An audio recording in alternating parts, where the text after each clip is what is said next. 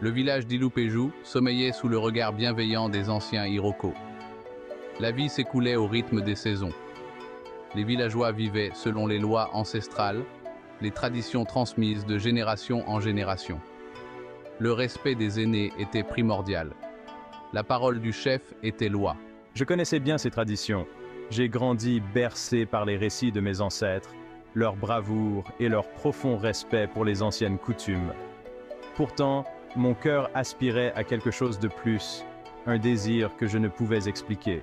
Kémi, la fille du chef, possédait une grâce qui rivalisait avec celle des gazelles qui parcouraient la savane. Son rire était comme la mélodie des oiseaux chanteurs qui emplissaient l'air à l'aube. Elle se tenait avec la dignité de sa lignée, un esprit doux aimé de tous.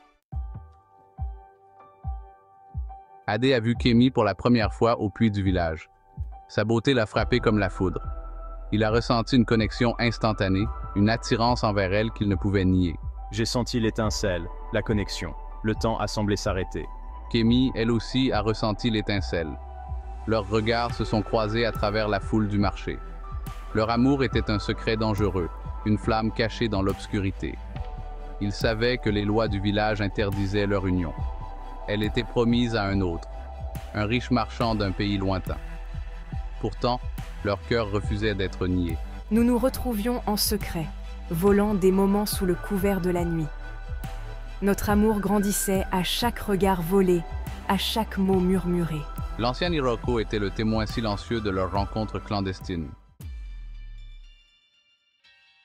Obiora, le frère aîné de Kémi, était un homme ambitieux et envieux.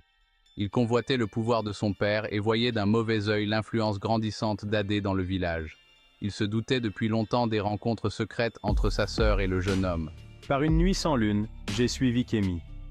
Je les ai observés depuis l'ombre, elle et Adé, alors qu'ils se rencontraient sous l'Iroko. La rage et la jalousie m'ont envahi. J'allais révéler leurs secrets, quel qu'en soit le prix. Il courut voir son père, le chef, ses paroles empreintes de venin. Il révéla l'amour interdit entre Adé et Kémi. Trahi par ma propre fille, mon propre sang, la fureur me consume. Le chef, un homme aux principes rigides, fut consumé par la fureur. Le village se rassembla le lendemain matin. L'air était chargé de tension. Adé, tu es banni d'Ilupéju, il t'est interdit d'y revenir. Kémi, tu seras marié immédiatement. Le poids de la décision du chef s'abattit sur le village comme un linceul. Les supplications de Kémi restèrent lettres mortes. Je t'en prie, père, ne fais pas ça, je l'aime. Elle fut emmenée de force, ses cris résonnant dans les rues silencieuses. Elle allait être livrée aux riches marchands, ses rêves brisés. Elle sera ma femme maintenant, emmenez-la chez moi. Adé regarda, impuissant, l'amour de sa vie lui être arraché. Son cœur se brisa en 1000 morceaux. Il quitta Ilupéju avec pour seul bien les vêtements qu'il portait et la douleur lancinante de sa perte.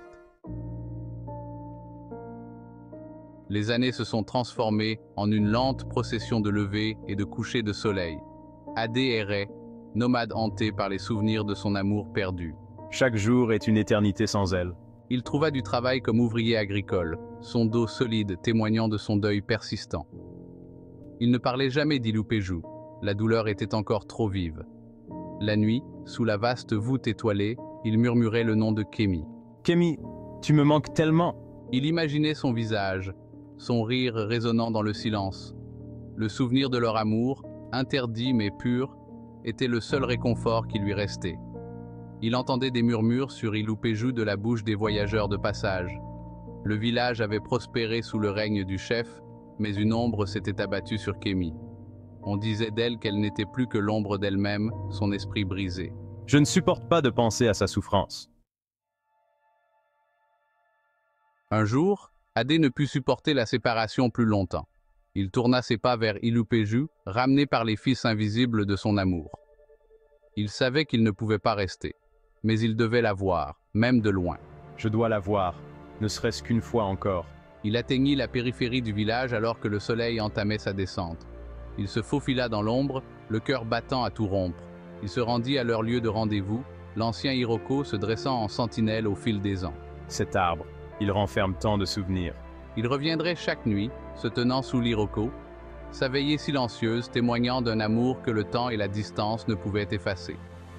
Son amour pour Kémy, interdit et non partagé, resterait à jamais gravé dans le tissu de son âme.